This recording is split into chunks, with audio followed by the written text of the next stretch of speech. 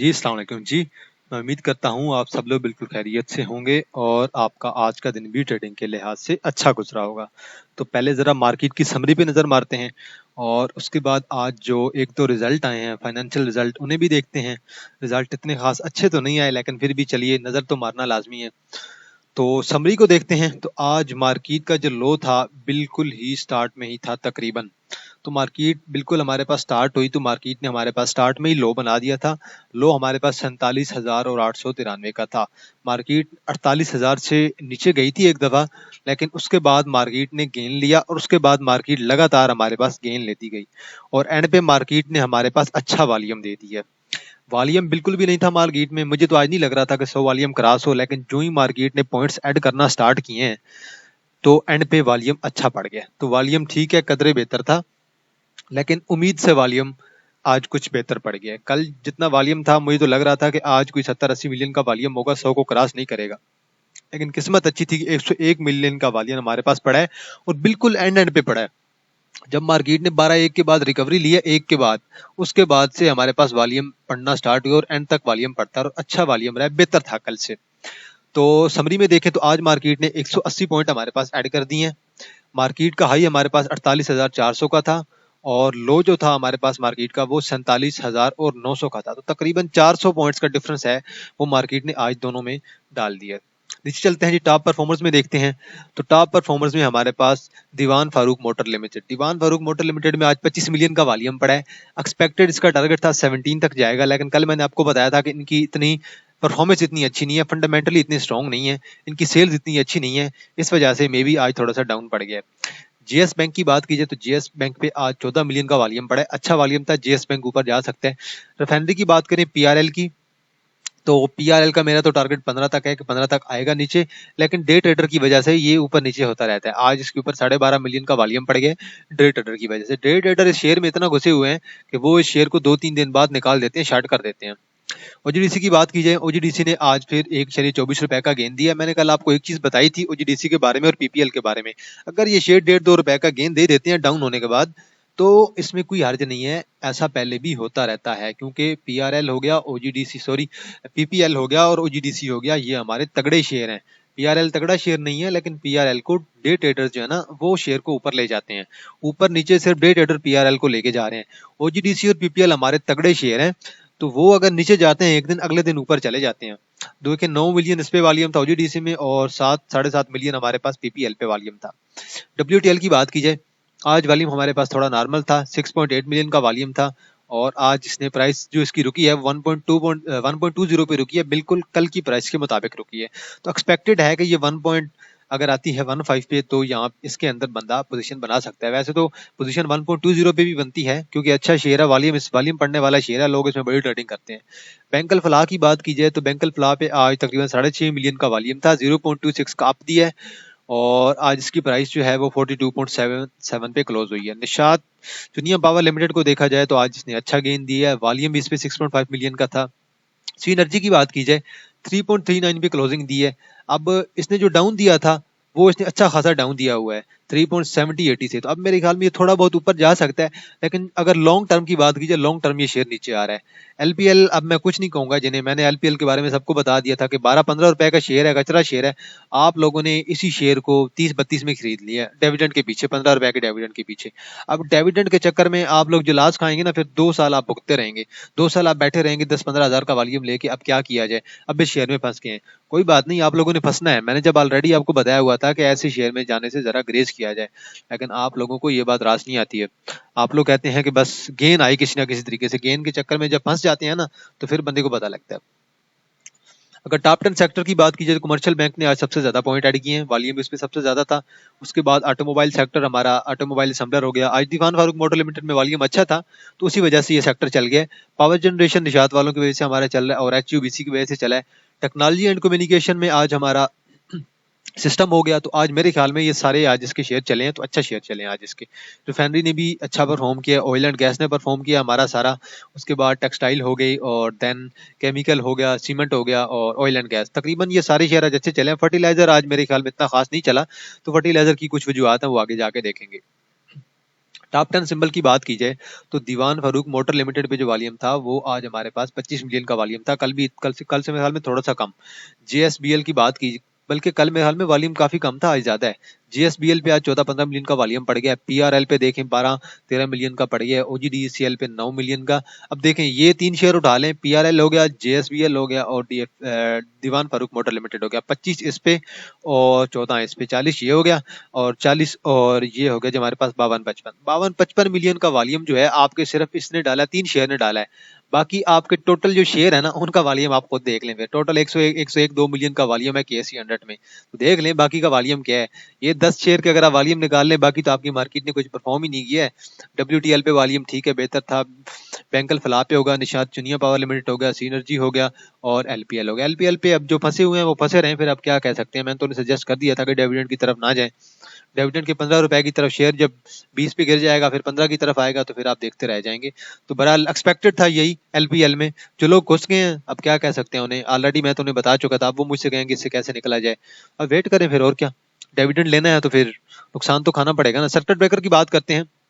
Upper cap में आज BNL है हमारे पास और एक्साइड है। एक्साइड कल भी मेरे ख्याल में था और पीसीएल और एमएसओटी ये मेरे ख्याल में इतने खास नहीं है।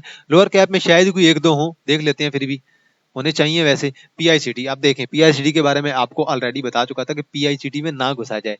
अब जो बंदा पीआईसीटी में घुसा है उसकी अपनी मर्जी है ना यार।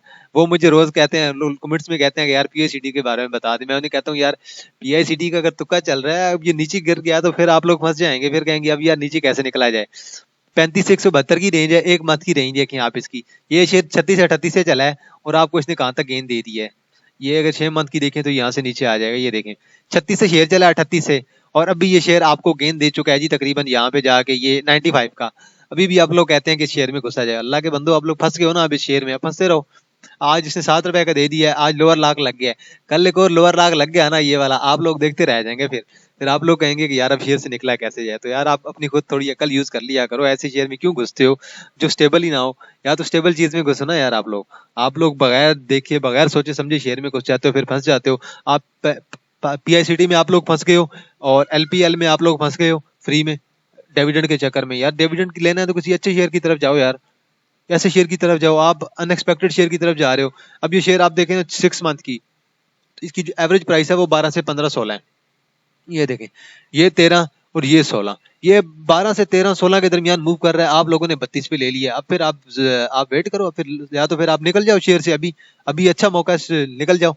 लेकिन आप लोगों ने डिविडेंड भी तो लेना है ना। आप लोग डिविडेंड की तरफ ही जाते हो। आप लोग कहते हो डिविडेंड मस्ट है, डिविडेंड मस्ट है, तो फिर आप लोग ऐसे नुकसान ही खाते रहेंगे। फिर आगे आपकी मर्जी। मेरा काम होता है आपको सजेस्ट करना कि आप इसकी तरफ जाएं, इसकी तरफ ना जाएं। तो आगे आप खुद बेहतर समझते हैं क्या करना चाहिए क्या करना नहीं चाहिए। आगे आज मैंने जरा ये एक चार्ट निकाला है, किसी भाई से लिया, मेरे पास तो अकाउंट नहीं है अभी इसका। तो मैंने कहा चलें जरा इस पे आज डिस्कस कर लेते हैं। आज अगर पॉइंट देखे जाए, सबसे ज्यादा पॉइंट ऐड किए हैं सिस्टम ने हमारे पास, तो टेक्नोलॉजी सेक्टर ने हमारे पास ऐड किए हैं 81 point. Pakistan oil field limited ने 30 पॉइंट ऐड किए हैं। और एफएफसी को देखा जाए, फौजी वालों को, फौजी फूड सीमेंट को, सॉरी फौजी फर्टिलाइजर कंपनी को देखा जाए तो 30 पॉइंट इन्होंने ऐड किए हैं। ओजीडीसी ने 28 पॉइंट और पीपीएल ने 27 पॉइंट ऐड किए। अटक रिफाइनरी हो गया, एफर्ट हो गया, एचयूबीसी हो गया, थल हो गया और यूबीएल हो गया। इन्होंने आज ज्यादातर पॉइंट ऐड किए हैं। एफर्ट ने आज अच्छा गेंद दिया। एफर्ट मैंने पहले सजेस्ट किया हुआ था। तो अगर देखा जाए तो मार्केट में सबसे ज्यादा पॉइंट निकाले एंग्रो ने निकाले हैं। आगे वो जाके मैं आपको बताता हूँ एंग्रो वालों ने आज क्या किया है, तो क्यों इस वजह से पॉइंट निकाले हैं। एमसीबी को देखें, उसने आज 28 पॉइंट निकाल दिए हैं। मीजान बैंक ने 10 निकाल दिए हैं। लकी सीमेंट ने भी 10 निकाल दिए हैं। डी दाऊद वालों ने भी 10 पॉइंट निकाल लिया है और मरी वालों ने भी 4, 4.5। आईएसएल हो गया, आईएनएल ग्लैक्सो और फौजी फर्टिलाइजर मिल लिमिटेड। तो सबसे ज्यादा पॉइंट निकाले हैं एंग्रो वालों ने। तो जरा आगे चलते हैं, अगली पिक्चर को देख लेते हैं। अगली मेरे पास ये है जी, ये मैंने आज एक नया थोड़ा सा मैंने कहा थोड़ा न्यू एक्सप्लेनेशन के साथ चलते हैं। तो यहाँ पे देखें, कमर्शियल बैंक में देखें, मीजान बैंक ने पॉइंट निकाले हैं, एमसीबी ने निकाले हैं और बैंकल हबीब ने निकाले हैं। किसने ऐड किए हैं? बैंकल फलाह ने ऐड किए हैं, एचबीएल ने ऐड किए हैं, यूबीएल ने ऐड किए हैं। ये जो तीनों हमारे पास हैं ये आप थे। ऑयल एंड गैस की बात की जाए, ओजीडीसी, पीओएल, पीपीएल और माड़ी। ये अब देखें, जिस दिन हमारे पास ऑयल का सेक्टर चला है हमारी मार्केट ऊपर चली जाती है। आज सिर्फ ये 4 सेक्टर चले हैं और हमारे पास टेक्नोलॉजी चला है। टेक्नोलॉजी और ये दोनों हमारे मुकम्मल तौर पे सेक्टर को ऊपर लेके गए हैं और इन्होंने पूरी मार्केट को चला दिया केएससी 100 को। अगर फर्टिलाइजर में देखें, फौजी फर्टिलाइजर भी चला है, एफर्ट भी चला है, एंग्रो नहीं चला आज हमारे पास। एंग्रो आगे डिस्कस कर लेते हैं जरा जाके। सीमेंट की बात की जाए तो लक ने आज बहुत ज्यादा पॉइंट ड्रॉप किए हैं। टेक्नोलॉजी में देख लें, सिस्टम भी चला है, टीआरजी भी चला है, पावर जनरेशन में एचयूबीसी चला है हमारे पास। और फूड में अगर देखा जाए तो हमारे पास नेस्ले ने आज पॉइंट मेरे ख्याल में डाउन किए हैं। ऑटोमोबाइल में मिलर ट्रैक्टर लिमिटेड ने दोबारा पॉइंट डाउन किए हैं। ऑयल एंड गैस की बात की जाए तो पीएससी हो गया और ये सारे चले हैं। केमिकल में कोलगेट चला है हमारे पास, और यहाँ पे DAWH चला है, और टेक्सटाइल वगैरह हो गया, फार्मा हो गया, ये थोड़े थोड़े चले हैं। तो मेजर जो रोल था कमर्शियल बैंक्स का, ऑयल एंड गैस का, उसके बाद टेक्नोलॉजी का। टेक्नोलॉजी के 2-3 शेयर चले हैं, वो मार्केट को ऊपर ले गए हैं। ऑयल एंड गैस का सारा सेक्टर चला है, मार्केट को ऊपर ले गया है। कमर्शियल बैंक्स के 3 शेयर चले हैं, 3 नहीं चले। कमर्शियल मतलब आधा चला है, आधा सेक्टर नहीं चला। ऑयल एंड गैस का सारा ही सेक्टर चला है। और फर्टिलाइजर का एंग्रो नहीं चला है। अगर एंग्रो आज चल जाता ना, एंग्रो का डिविडेंड आ जाता 10 रुपए का, तो मेरे ख्याल में आज मार्केट ने 500-600 पॉइंट ऐड कर देने थे। तो जरा चलते हैं, मेरे पास कुछ एक रिपोर्ट है, वो जरा आपके साथ डिस्कस कर लेते हैं, और एंग्रो को भी जरा डिस्कस कर लेंगे। तो बैंक ऑफ पंजाब की ना अब जो मीटिंग है मेरे ख्याल में, बैंक ऑफ पंजाब की मीटिंग है जी, आई थिंक 24 को है, 24 या 25 को इनकी मीटिंग है। और 24 से 25 तक ना इन्होंने बोला है कि जो मैनेजमेंट के बंदे हैं ना बैंक ऑफ पंजाब के, वो अभी किसी भी ट्रेडिंग के अंदर शामिल नहीं होंगे, चाहे वो डायरेक्ट ट्रेडिंग हो चाहे वो इंटरक ट्रेडिंग हो, बिकॉज क्योंकि उनकी फाइनेंशियल रिपोर्ट्स आने वाली हैं। तो देखिए, डिविडेंड की तो उम्मीद नहीं है कि डिविडेंड दें, मे बी कोई बोनस शेयर दे दें, बोनस शेयर देते रहते हैं, तो ऐसा कुछ खास एक्सपेक्टेड नहीं है। बल शेयर अभी थोड़ा 4 पे आया हुआ है, अगर थोड़ा नीचे आता है 3.80 3.70 के लेवल पे आता है तो इस शेयर में बंदा पोजीशन बना सकता है। तो इसके अलावा पावर सीमेंट के लिहाज से मैं आपको जरा बता चलूं, पावर सीमेंट को ही देख लेते हैं। तो सीमेंट की प्राइसेस में, एक तो नॉर्थ के एरिया में ना सीमेंट की प्राइसेस में थोड़ा इंक्रीज हुआ है, इस वजह से थोड़ा पावर सीमेंट जो है ना, जो सीमेंट वाले हैं ना, वो थोड़े गिर सकते हैं। लेकिन पावर सीमेंट में एक और बात बता चलूं, आरिफ हबीब साहब है हमारे पास, उनके पास 2 करोड़ शेयर थे जी पावर सीमेंट लिमिटेड के, और वो इस शेयर से निकल गए हैं। तो कल मे बी जो डाउनफॉल आया था हमारे पास, वो शायद इस वजह से आया था। एक्सपेक्टेड तो यही है, मुझे तो यही फील हो रहा है कि कल ये जो शेयर हमारे पास यहाँ से गिरा था और यहाँ पे 3.91 पे आ गया था, और ये लगातार ये जो गिरता आ रहा है, मे बी ऐसी कोई न्यूज चल रही थी अंदर से, इस वजह से ये शेयर गिरा है। लेकिन कोई बात नहीं, अगर ये शेयर 3.8 पे जाता है तो 3.8 पे जाता है तो अच्छी पोजीशन है, अभी भी अच्छी अच्छी लेवल पे है, बंदा यहाँ पे बाइंग कर सकता है, और फिर बंदा टारगेट कर सकता है कम से कम 4 के लेवल को। सॉरी 4 मैंने कह दिया, 4.30 के लेवल को, 4.30 के लेवल को आप टारगेट कीजिएगा तो अच्छा बात है, अच्छा शेयर है, आपको गेन देगा जल्दी। तो आप शेयर में अपनी जगह बनाइएगा, पोजीशन बनाए। तो न्यूज़ मेरे पास अब चलते हैं, जरा कुछ न्यूज़ पे उन पर डिस्कस कर लेते हैं। तो हमारे पास जो स्टील सेक्टर है, तो स्टील सेक्टर पे टैक्सेस बढ़ गए हैं, और जो हमारे पास स्टील की जो प्राइसेस है वो भी बढ़ गई हैं। अब देख लिए स्टील के, जो भी मैंने कल भी आपको बताया था, स्टील की अब जो प्राइसेस है ना वो बढ़ेंगी, तो इम्पैक्ट क्या होगा, स्टील के शेयर नीचे आएंगे, तो उन पे डायरेक्टली इफेक्ट होगा, उनकी प्राइसेस खुद ब खुद शेयर के नीचे आ जाएंगी। तो पाकिस्तान की जो इंडस्ट्रीज है ना, प्रोडक्शन इंडस्ट्रीज है, उनमें 10.26% जो है ना वो कमी आई है प्रोडक्शन के लिहाज से। तो प्रोडक्शन हमारी, जिस चीज़ की हम प्रोडक्शन कर रहे हैं, तकरीबन सब में कमी आ गई है, तो प्रोडक्शन हमारी अब आहिस्ता आहिस्ता कम होती जा रही है। और ये आप देख लें, यहाँ पे मैं बीवरेज को देख लें, वो 6.43, उसके अंदर कमी आ गई है। फूड प्रोडक्शन में देख लें 6.90 कमी आ गई है। वुड प्रोडक्शन में देख लें 59.18% कमी आ गई है। कंप्यूटर इलेक्ट्रॉनिक प्रोडक्शन में देखें, मतलब टेक्नोलॉजी के अंदर ही आ जाता है, 30.34% कमी आई है। और इसके अलावा लेदर की प्रोडक्शन में देख लें 1.29 आई है, और फर्नीचर की प्रोडक्शन में देख लें 35.51 इजाफा हुआ है। ठीक हो गया, ये फर्नीचर में इजाफा हुआ ओवरऑल। तो मेरे ख्याल में ओवरऑल अभी फार्मा का भी देख सकते हैं, टेक्सटाइल में भी देख लें 16.68% कमी आ गई है, और यहाँ पे भी देख लें। तो ऑलमोस्ट हमारे पास जो भी इंडस्ट्रीज हैं, जो भी हमारी प्रोडक्शन इंडस्ट्रीज हैं, सब में कमी आई है। फार्मा में भी देख लें आप, कमी आई है। टोबैको में देख लें, टोबैको में तो बहुत ज्यादा कमी आई है, वजह क्या है, टैक्सेस है, तो आहिस्ता आहिस्ता कमी आती जा रही है। तो न्यूज़ पे चलते हैं, जरा न्यूज़ को डिस्कस कर लेते हैं। तो पाकिस्तान का मेरे ख्याल में ग्रे लिस्ट से शायद नाम निकाल दिया गया, और पाकिस्तान से उससे 100 अरब से ज़्यादा का फ़ायदा होगा।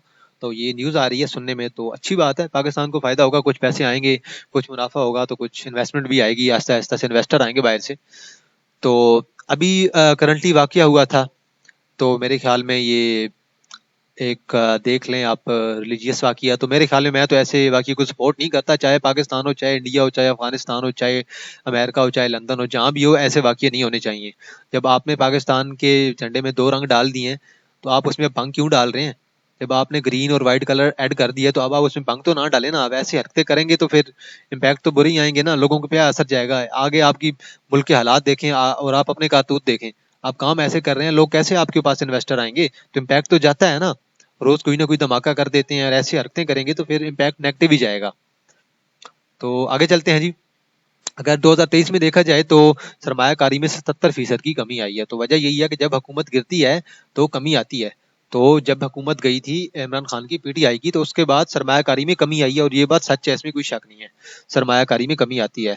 तो अगर बात की जाए सरमायाकारी में तमीराती अगर के लिहाज से अगर सरमायाकारी की बात की जाए तो अब सरमायाकारी जो हमारे पास ये बिल्डिंग्स वगैरह हैं, कंस्ट्रक्शन वगैरह का काम है, ये कम हो जाएगा। वजह क्या है, अब इन्होंने इजाफा कर दिया है।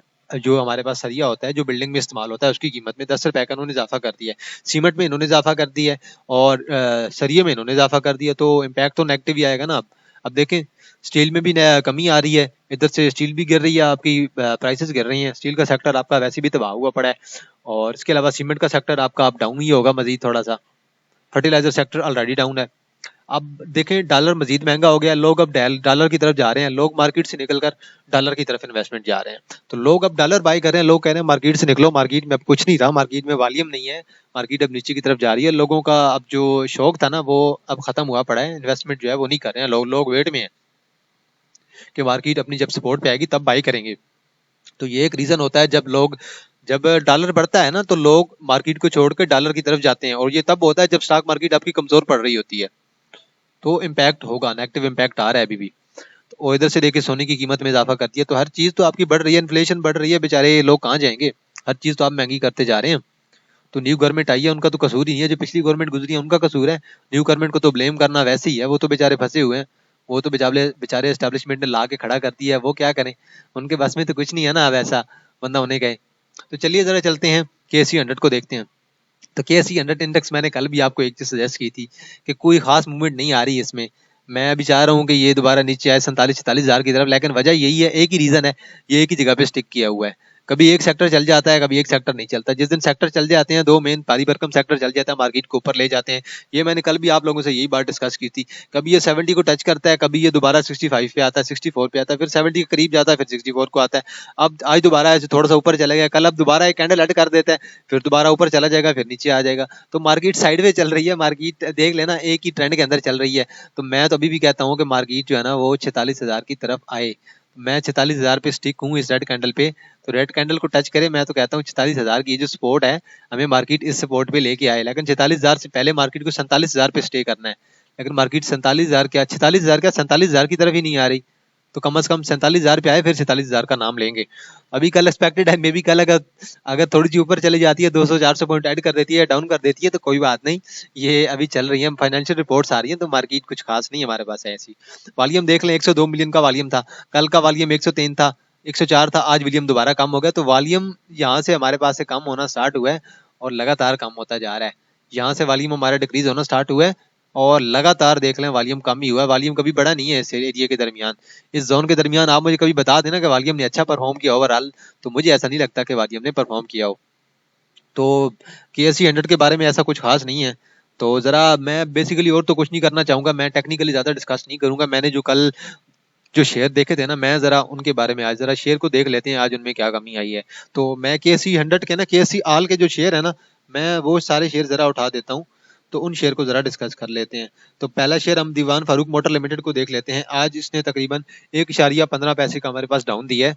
तो अभी देखें, RSI ने इसकी अचानक से डाउन टर्न लिया है, RSI अब नीचे की तरफ आना चाह रही है, एक्सपेक्टेड है RSI नीचे की तरफ आएगी। वॉल्यूम देख लें, कल से भी अच्छा वॉल्यूम था, आज गिरा है, तो लोग इस शेयर से काफी निकले भी होंगे, कुछ लोगों ने बाई भी किया होगा। लेकिन कुछ नहीं कह सकते ये शेयर कहाँ की तरफ जाएगा। ये शेयर तो अक्सर यहाँ से भी अप टर्न ले सकता है, ये शेयर यहाँ से वैसे मोस्टली अप टर्न ले सकता है कहते हैं, लेकिन ओवरऑल इसकी सेल में डिक्रीज हुआ है। तो मैंने तो किसी बंदे को ये सजेस्ट किया भी नहीं था कि इस शेयर को बाइंग करें। तो देखें, अब एक जो यहाँ पे ट्रेंड लाइन बनती थी ना, वो ट्रेंड लाइन तो ब्रेक कर दी है शेयर ने। इतनी स्टीप लाइन थी, जितनी स्टीप लाइन हो उतना ज्यादा मुनाफा होता है, लेकिन अब स्टीप लाइन टूट गई है। तो ये जो हमारे पास स्टीप लाइन बन रही थी ना यहाँ पे ऐसे, ये स्टीप लाइन अब टूट गई है। अब स्टीप लाइन जब भी टूटती है तो फिर शेयर नीचे की तरफ ही आता है। अब आगे देखें ये शेयर कहाँ की तरफ जाता है। एक्सपेक्टेड है कि शेयर नीचे की तरफ आए। मैं तो ऐसे शेयर में इन्वेस्ट करना नहीं करता, पसंद ही नहीं करता। और वैसे भी ये जो मोटर्स वाले हैं हमारे पास, ऑटोमोबाइल का सेक्टर है, मैं तो इनमें इन्वेस्ट करना पसंद ही नहीं करता हूँ, क्योंकि करंटली हमारी कंडीशन इतनी टाइट है कि इन्वेस्ट कैसे किया जाए। नेक्स्ट शेयर है जी हमारे पास JSBL। तो JSBL को भी देख लेते हैं जरा। तो बस थोड़ा बहुत डिस्कस करते जाएंगे, मजीद मैं डिटेल्स में नहीं जाऊंगा। कोशिश है कि 25 मिनट तक वीडियो को रिटेन किया जाए, ज्यादा वीडियो ना हो। तो देखें लगातार इंक्रीज होता जा रहा है शेयर, आपको तकरीबन ये 4.20 से चला है और अभी शेयर 5.60 पे चला गया, तो ₹1.5 का तकरीबन आपको गेन दे चुका है, ₹1.5 का। तो मजीद अब मेरे ख्याल में इसकी RSI अब जो है वो हल्का हल्का, वैसे ओवरऑल ट्रेंड देखा जाए तो RSI नीचे की तरफ आ रही है। अगर ओवरऑल ट्रेंड देखा जाए RSI का, तो मे बी अब डाउन ट्रेंड एक्सपेक्टेड तो है शेयर में। ये देखें RSI इसकी नीचे की तरफ आ रही है। और शेयर को जरा देखें, अब ये मैं आपको जो चीज दिखाना चाह रहा हूँ वो देखें। ये देखें प्राइसेस इसकी ऊपर की तरफ जा रही हैं, यहाँ से प्राइसेस हमारे पास ऊपर की तरफ जा रही हैं, जबकि हमारे पास दूसरी तरफ अगर ये देखा जाए कि हमारे पास जो RSI है वो नीचे की तरफ आ रही है। इसका मतलब क्या है, हमारे पास एक डाउन ट्रेंड आ सकता है लगातार। अभी अचानक डाउन ट्रेंड हमारे पास आएगा इस शेयर में, एक्सपेक्टेड यही है कि डाउन ट्रेंड आएगा। और जब भी डाउन ट्रेंड आएगा, अभी तो वॉल्यूम अच्छा था, ठीक है, आज चला गया, कोई बात नहीं। अब ये शेयर नीचे की तरफ आएगा JSPL, जैसे ही नीचे की तरफ आएगा फिर बाइंग का लेवल बनाएंगे। करंटली इस शेयर में अभी तक बाइंग का लेवल ना सोचें, करंटली शेयर को कम से कम नीचे तो आने देना यार। नीचे आएगा तो तभी कुछ बाइंग लेवल बनेगा ना। आप अगर यहाँ पे कहते हैं कि भाई 4.5-5 में लेवल बना लिया जाए, तो नहीं बनाया जा सकता ऐसे। मार्केट पे भी नजर रखनी है और शेयर पे भी नजर रखनी है। अभी जरा ऐसे नीचे आने दें, अगर इसने अप ट्रेंड लिया भी सही तो ये इस लेवल से लेगा अप ट्रेंड। तो मैं जरा लेवल ड्रा भी कर देता हूँ। मेरा कोई इरादा नहीं होता ज्यादा वीडियो को एक्सप्लेन करने का टेक्निकली, क्योंकि आजकल टेक्निकली इतने शेयर चल नहीं रहे हैं। ये देखें अब ये डाउन ट्रेंड नीचे की आता है, कम से कम यहाँ से ये अप ट्रेंड लेगा। तो देखते हैं अप ट्रेंड कहाँ से लेता है। अप ट्रेंड तो वैसे यहाँ से भी ले सकता है, तो यहाँ पे भी एक मैं लाइन ड्रा कर देता हूँ। लेकिन RSI को जरा नीचे आने देना, फिर देखेंगे कैसा परफॉर्म करता है। अभी अगर थोड़ा बहुत ऊपर नीचे जाता है तो कोई बात नहीं, आप लोगों ने घबराना नहीं है। PRL को कल भी डिस्कस कर लिया था, वैसे आज डिस्कस करने की जरूरत तो नहीं है, लेकिन चलें फिर भी देख लेते हैं PRL को। PRL के बारे में ज्यादा कुछ नहीं बताऊंगा, RSI हमारे पास ऑलरेडी है, तो मैं सिर्फ आपको इसका लेवल बता देता हूँ। ये देखें आज ग्रीन कैंडल पड़ी है, कोई बात नहीं, ये शेयर मजीद नीचे की तरफ आ रहा है। अभी तक ये जो अब हमारे पास यहाँ पे एक लाइन बन गई है, इस लाइन को ये ब्रेक नहीं करेगा। अब एक्सपेक्टेड ये है कि ये शेयर अब यहाँ से तो अप ट्रेंड ले नहीं सकता। अगर ये शॉर्ट टर्म के लिए अप ट्रेंड लेता है कोई बात नहीं, मैं तो एक्सपेक्ट कर रहा हूँ कि ये शेयर हमारे पास नीचे आए, 15 के लेवल तक आ जाएगा इस महीने के एंड तक। मेरा ये मानना है, अगर ये 15 अगर इस लेवल तक आता है, ये इस लेवल पे अगर आता है ना, यहाँ तक अगर ये आता है इस महीने के एंड तक, अगस्त के एंड तक, तो फिर बंदा बाइंग का लेवल बना सकता है। लेकिन करंटली इस शेयर से जरा ग्रेज ही किया जाए तो बेहतर है। अब ये शेयर यहाँ से ऊपर गया, अब ये शेयर नीचे की तरफ आ रहा है, तो एक कैंडल से आप डिफाइन नहीं कर सकते कि शेयर ऊपर की तरफ जाएगा। तो जरा शेयर को नीचे आने दें। जरा एक और इंडिकेटर भी लगा लेते हैं, वो भी देख लेते हैं वो क्या कहता है। तो एक शेयर, एक आप इंडिकेटर ना ही एक इंडिकेटर यूज करते हैं। यहाँ पे इसने सजेस्ट कर दिया था कि हमारे शेयर से निकल आए, और निकल आए हैं। अब इसने बाइंग लेवल अभी तक जनरेट नहीं किया। जब तक बाइंग लेवल जनरेट नहीं होता, RSI जो भी कहे, MACD जो भी कहे, हम उस वक्त नहीं जाएंगे। MACD अभी तक कह रहा है कि अभी तक आप लोगों ने ट्रेड नहीं लेनी, अभी तक ये अपने डाउन ट्रेंड के जोन में है। RSI ऊपर की तरफ अगर टर्न लिया तो वो डे ट्रेडर ले जाते हैं, कोई बात नहीं, वॉल्यूम की बेस पे। वॉल्यूम भी तो देखें ना, 8-10 मिलियन का रोज वॉल्यूम बढ़ जाता है, तो ऊपर की तरफ चला जाता है। लेकिन ओवरऑल जो ट्रेंड है वो हमारे पास डाउनवर्ड ही है, कोई बात नहीं। अगले शेयर को देखते हैं, OGDC पे भी जरा नजर मार ही लेते हैं। तो यार मैं कोशिश कर रहा हूँ डेली की बेसिस पे कि वीडियो को मैं शार्ट करूं, लेकिन शेयर इतने हो जाते हैं कि बंदा क्या कहे। OGDC डाउन ट्रेंड आ रहा है। OGDC यहाँ पे, OGDC का यहाँ पे था ना, सेल का ऑर्डर आ गया था। अब OGDC में बाइंग ना कीजिए मजीद, OGDC अब बाइंग ना कीजिए। MACD कह रहा है कि शेयर को बाय ना करें, और RSI भी सजेस्ट कर रहा है कि शेयर अब मजीद नीचे की तरफ जाएगा। और मैं भी आपको कह रहा हूँ कि शेयर अब 80 की लेवल तक अगर आता है, 85-90, कम से कम 90 के लेवल तक आता है, फिर उसके बाद देखेंगे ट्रेड बनती है कि नहीं। तो अभी OGDC में ट्रेड ना करें। तो अगर ये 3-4 कैंडल और डाउन देता है तो उसके बाद देखेंगे कि शेयर में बाइंग कीजिए कि ना कीजिए। अगला शेयर देख लेते हैं जी, PPL। तो मैं आपको फैक्ट्स बता रहा हूँ कि बाय ना किया जाए, आपकी मर्जी। आप लोग डेली बेसिस पे एज अ डे ट्रेडर आप ट्रेड लेना चाहते हैं, वो आपकी मर्जी। तो अगर बात की जाए तो मेरे ख्याल में PPL अब थोड़ा बहुत न्यूट्रल हमारे पास जोन में है। ओवरऑल अगर ट्रेंड देखा जाए तो PPL का ट्रेंड हल्का सा ऊपर की तरफ जा रहा है, तो मे बी एक्सपेक्टेड है कि थोड़ा बहुत इंक्रीज हमारे पास दे दे। एक्सपेक्टेड है कि ये हमारे पास यहाँ तक इंक्रीज दे दे। अगर देता है तो अच्छी बात है, नहीं देता तो कोई बात नहीं, आपका बाइंग लेवल बन जाएगा। तो MACD हमारे पास ऑलमोस्ट न्यूट्रल ही है। MACD हमारे पास बाइंग लेवल जनरेट नहीं कर रहा। MACD को देखें, MACD के भी लाइनों ने यहाँ पे कह दिया था कि सेल करते हैं, लेकिन अभी तक बाइंग लेवल नहीं है। अगर ये ऊपर जा रहा है तो वॉल्यूम की बेस पे जा रहा है, डे ट्रेडर से ऊपर लेके जा रहे हैं, ओवरऑल टेक्निकली नहीं जा रहा। अगर टेक्निकली देखें तो ये शेयर थोड़ा सा ऊपर जा सकता है मजीद, लेकिन ओवरऑल जो इसका ट्रेंड है वो जल्दी आपको न्यूट्रल दिखाई देगा। तो अभी बाइंग लेवल इस शेयर में भी नहीं आती, बाइंग इस शेयर में नहीं बनती। अगर ये 2.5-3 रुपए, कल आज जिसने ग्रीन कैंडल डाली है, कल अगर ये 2-3 रुपए गिरता है तो फिर आप बाइंग कर लीजिएगा। अगले दिन आपको उम्मीद है ये दोबारा गेंद दे देगा, एक दिन छोड़ के नहीं। तो आगे देख लेते हैं जी, WTL को देख लेते हैं।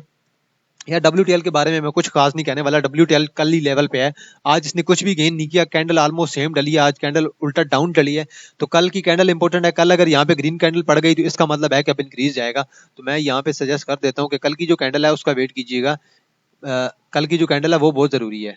यहाँ पे कल की जो कैंडल है उसका वेट करें और देखें कल की कैंडल क्या कहती है। कल की कैंडल अगर यहाँ पे एक बड़ी ग्रीन बॉडी पड़ जाती है यहाँ पे, तो फिर तो बाइंग लेवल जनरेट हो जाएगा। अगर बॉडी नहीं पड़ती कल, तो फिर मेरे ख्याल में आपको ना जरा वेट ही करना चाहिए। मैं जरा जहाँ पे ग्रीन कलर डाल देता हूँ तो आपको जरा ये समझ लग जाएगी कि कल क्या होने वाला है। अगर यहाँ पे कल ग्रीन कैंडल बढ़ जाती है तो इसका मतलब यह है कि शेयर अब ऊपर की तरफ जाने वाला है। ग्रीन कैंडल का वेट करें, कल ग्रीन कैंडल पड़ती है कि नहीं। तो एक्सपेक्टेड ये है कि WTL यहाँ से अप की तरफ गेन ले सकता है। तो मेरा ये मानना है कि WTL 1.15 तक जाए ना जाए, यहाँ से आपकी तरफ गेन ले सकता है।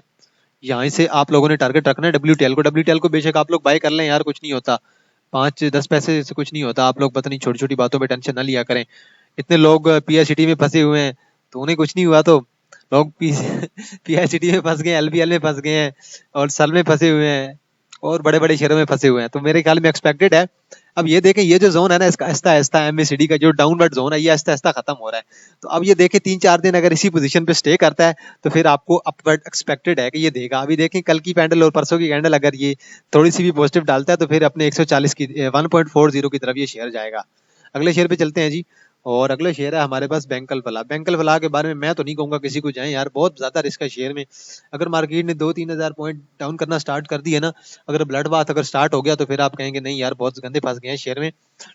तो यहाँ पे ये देखें, इस लेवल पे शेयर ने कहा दिया था कि अब यहाँ से शेयर से निकल लिया जाए। तो यहाँ से जो शेयर से निकल गया अच्छी बात है, अब इसका डाउनवर्ड जोन आने वाला है। तो ये अभी RSI इसकी ओवर है, अभी तक ये शेयर ओवर बात है, अभी तक ये शेयर ओवर सोल्ड होगा। तो मैं तो किसी को भी नहीं सजेस्ट करूंगा कि बैंकल फलाह में अभी तक जाएं। NCPL में देख लेते हैं जी। तो निषाद के जो भी शेयर हैं, लोग सिर्फ और सिर्फ इसी वजह से निषाद वालों में घुस रहे हैं कि डिविडेंड अच्छा मिलेगा। अरे डिविडेंड आपको अच्छा मिले ना मिले, आप जरा वेट कीजिएगा, डिविडेंड आपको मिल जाएगा अच्छा, कोई बात नहीं।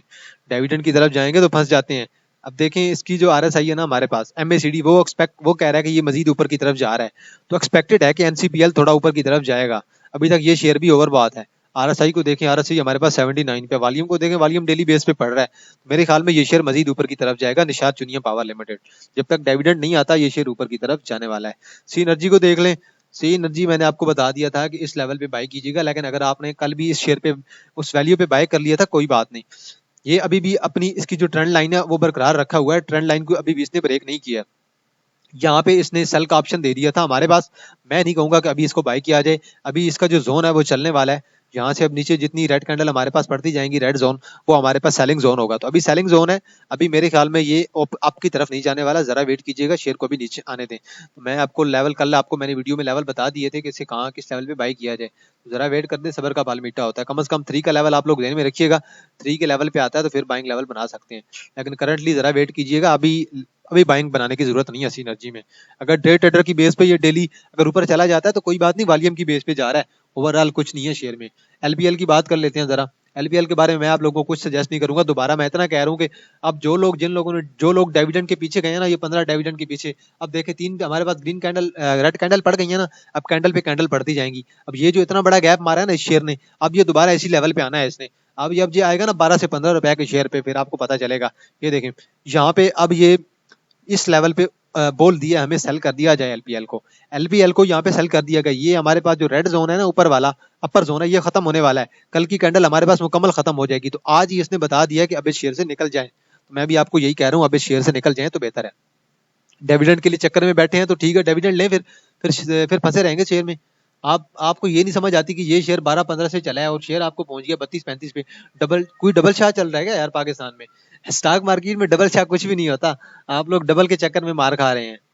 और एक और है जी हमारे पास KTML, इसको भी देख लेते हैं, कोई न्यू टेक्सटाइल मिल लिमिटेड। तो अब आएगी है सामने तो जरा देख ही लेते हैं, वीडियो तरह 25 की बजाय 35 मिनट की हो जाएगी, कोई बात नहीं। KTML मजीद थोड़ा इंक्रीज एक्सपेक्टेड है, कह तो रहे हैं यही, लेकिन बहरहाल मैं शेयर के बारे में मैं कुछ नहीं कहूंगा। मैं शेयर में क्योंकि ट्रेड नहीं लेता हूँ, जो लेते हैं उन्हें बेहतर पता होगा। अगर इस शेयर में आपने ट्रेड लेनी है तो सिर्फ सपोर्ट और रेजिस्टेंस की बेस पे लें, टेक्निकल की बेस पे ना लें। एवियन की बात की जाए, मैं एवियन मैंने कुछ ग्रुप में लोगों को सजेस्ट किया था कि इसका टारगेट 58 से 60 की तरफ है, तो अभी इंक्रीज जा रहा है। अभी यहाँ पे देखें, अभी बाइंग लेवल जनरेट हो रहा है MACD में। एमएसीडी अगर ये रेड जोन इसका खत्म होने वाला है फिर बाइंग लेवल जनरेट हो जाएगा इसका। तो एमएसीडी थोड़ा लेट जनरेट करता है। आरएसआई को देखें तो आरएसआई ने हमारे पास जनरेट कर दिया इसी लेवल पे। आरएसआई कह रहा है कि अब ऊपर की तरफ जा रहा है, वॉल्यूम भी हमें यही सजेस्ट कर रहा है कि ये शेयर ऊपर की तरफ जा रहा है। इस शेयर का जो नेक्स्ट टारगेट है वो हमारे पास ये वाला है, ये वाला टारगेट है। इस टारगेट को जरा नजर में रखिएगा, देखते हैं ये शेयर क्या कर सकता है। अगर आप इसके ऊपर ट्रेंड लाइन ड्रा करना चाहें तो आप यहाँ से ट्रेंड लाइन ड्रा कर सकते हैं, कोई इशू नहीं है। यहाँ से आप ट्रेंड लाइन ड्रा कर सकते हैं। ये देखें ये शेयर इस ट्रेंड लाइन में मूव कर रहा है। जब इस ट्रेंड लाइन को ब्रेक करता गया तो आपने इस शेयर से निकल आना एवीएन से, और ये कहां तक जा सकता है, इस लेवल तक जा सकता है। तो एवीएन के बारे में मैंने आपको ट्रेंड लाइन बता दी है। रेड कैंडल पड़ती गई इस ट्रेंड लाइन से नीचे, आप लोग शेयर से निकल आइएगा। वैसे ये शेयर 60 तक एक्सपेक्टेड है कि इंक्रीज होगा। अगर इंक्रीज होता है तो अच्छी बात है यार, मैं तो यही कहता हूँ। टैली के बारे में देख लेते हैं। कल भाई एक टैली कह रहे थे, टैली पे आज वॉल्यूम अच्छा पड़ा है, 5-6 बिलियन का तो होगा ही सही। आप तकरीबन 5 बिलियन का वॉल्यूम है, तो टैली को भी जरा देख ही लेते हैं यार। अब मैं कहता हूँ कि जो 10-12 होते हैं ना हमारे पास स्टाफ के, जिनके ऊपर वॉल्यूम पड़ा होता है, उनको सबको डिस्कस कर लिया जाए तो बेहतर होता है।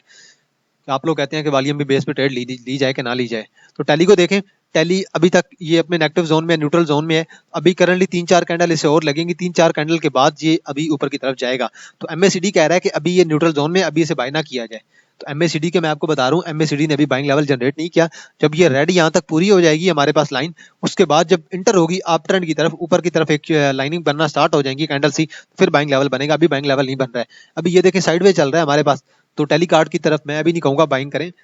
टेली कार्ड अगर आपके पास है तो जरा वेट कीजिएगा। अगर आपके पास है, अगर आपने बाइंग की हुई है अभी, तो जरा वेट कीजिएगा। एक्सपेक्टेड है कि ये शेयर ऊपर की तरफ जाएगा मजीद, 8 की तरफ, 8.79 की तरफ जाए ना जाए, 8.20-30 को जरूर टच करेगा। अभी जरा टेली वाले भी वेट कर लें। एजीएल वाले कुछ कह रहे थी, एग्रीटेक लिमिटेड, तो मैं तो सजेस्ट नहीं करता किसी को ऐसे शेयर में जाए। मैं तो कहता हूँ किसी तगड़े शेयर में जाएं या फिर डे ट्रेडर के शेयर में जाएं। तो यहाँ पे ये देख लें, इस शेयर ने सजेस्ट कर दिया था इसी लेवल पे कि इस शेयर को सेल कर दिया जाए। और एग्रीटेक लिमिटेड से मैं तो यही कहूंगा कि आप लोग अब निकल आए तो बेहतर है। आप ज्यादा रिस्क ना लें। अगर थोड़ा बहुत ऊपर जाता भी है तो कोई ऐसी बात नहीं है, थोड़ा बहुत जाता रहता है। ये देखें, अगर इसकी डाइवर्जेंस देखें तो ये हमारे पास प्राइसेस नीचे गिरी हैं, और आरएसआई को देखें और आरएसआई हमारे पास नीचे आया। तो मतलब क्या है कि एक्सपेक्टेड है कि ये डाउनफॉल हमें देगा, और मैं भी ये एक्सपेक्ट कर रहा हूँ डाउनफॉल देगा। लेकिन मैं कोई इंटरेस्टेड नहीं हूँ इस शेयर को बाय करने में। वाल आप इस शेयर में भी एक ट्रेंड लाइन ड्रा कर सकते हैं। ट्रेंड लाइन तोड़ती है तो आप बेशक निकल आइएगा इस शेयर से। मैं ट्रेंड लाइन इसलिए आपको ड्रा करके देता हूँ कि ताकि आप लोग फिर ऐसे ना कहें कि यार आप लोगों ने आधी अधूरी बात बताई है। ये देखें, ये ट्रेंड लाइन बन रही है जहाँ पे जब भी रेड कैंडल पड़ती गई आप लोग शेयर से निकल आइएगा। आप, मैं आपको इतना सजेस्ट कर रहा हूँ कि जब जब मार्केट हमारे पास 49,000 पे हो तो टेक्निकली मार्केट नहीं काम करती है। तो मार्केट टेक्निकली वहां पे काम भी कैसे कर सकती है, 49,000 के लेवल पे है। लोग अब कह रहे हैं कि मार्केट 52,000 को टच कर जाए। 52,000 को नहीं करने वाली मार्केट है मेरे ख्याल में। मुझे तो ऐसे लगता है कि मार्केट को अब नीचे आना चाहिए। तो मेरे ख्याल में इस शेयर में अगर थोड़ा बहुत आरएसआई अगर गेंद देती है, आरएसआई कह रही है थोड़ा सा गेंद दे सकती है, लेकिन अभी ये हमारे पास न्यूट्रल जोन में चल रहा है। अभी इसकी एमएसीडी कह रही है कि ये न्यूट्रल जोन में है, जितना गेंद इसने देने था दे दिया था। अगर ये थोड़ा बहुत गेंद देता है तो जरा इस रेजिस्टेंस, ये जो हमारे पास मैंने ट्रेंड लाइन बनाई है, इस ट्रेंड लाइन को फॉलो कीजिएगा और ट्रेंड लाइन के मुताबिक ट्रेड लीजिएगा। ट्रेंड लाइन को फॉलो करेंगे तो फायदा होगा। के इलेक्ट्रिक को देख लेते हैं जी जरा। के इलेक्ट्रिक को भी देख ही लेते हैं क्योंकि वॉल्यूम आज इसमें भी कुछ बेहतर ही था। तो 2.5 बिलियन का लेके इतना अच्छा वॉल्यूम तो नहीं था कि बंदा कहे कि बहुत तगड़ा वॉल्यूम था। तो के इलेक्ट्रिक अब मेरे ख्याल में आ गई है दोबारा। के इलेक्ट्रिक ने यहाँ पे हमारे पास कहा था कि शेयर से निकल आए, और अब के इलेक्ट्रिक दोबारा ऊपर की तरफ जाना चाह रही है। अब के इलेक्ट्रिक मेरे ख्याल में मजीद ऊपर की तरफ गेन लेना चाह रही है, लेकिन अब करेक्शन जोन में है। आरएसआई अब हमारे पास करेक्शन लेगी। आरएसआई हमारे पास यहाँ तक अगर कलेक्शन लेती है और फिर दोबारा अप ट्रेंड लेती है फिर तो ठीक है। लेकिन मैं तो किसी को नहीं सजेस्ट करता कि के इलेक्ट्रिक आप इतनी जल्दी आप बाय कर लें यार। कम से कम वेट किया करें, थोड़ा सा वेट लाजमी होता है। एक्सपेक्टेड है कि ये यहाँ से अगर टर्न लेती है तो अच्छी बात है, और एक और टर्न इसका यहाँ पे भी बनता है। वॉल्यूम इस पे अच्छा होता है शेयर पे, एक टर्न यहाँ पे भी बनता है इसका। तो बेशक कल ही क्या पता के इलेक्ट्रिक ऊपर की तरफ चला जाए, ये भी नजर रखिएगा। तो मार्केट जिस दिन अप जाएगी 400-500 में मार्केट ने अगर ऐड कर दिया ना पॉइंट, उसके बाद के इलेक्ट्रिक ऊपर की तरफ ही जाएगा।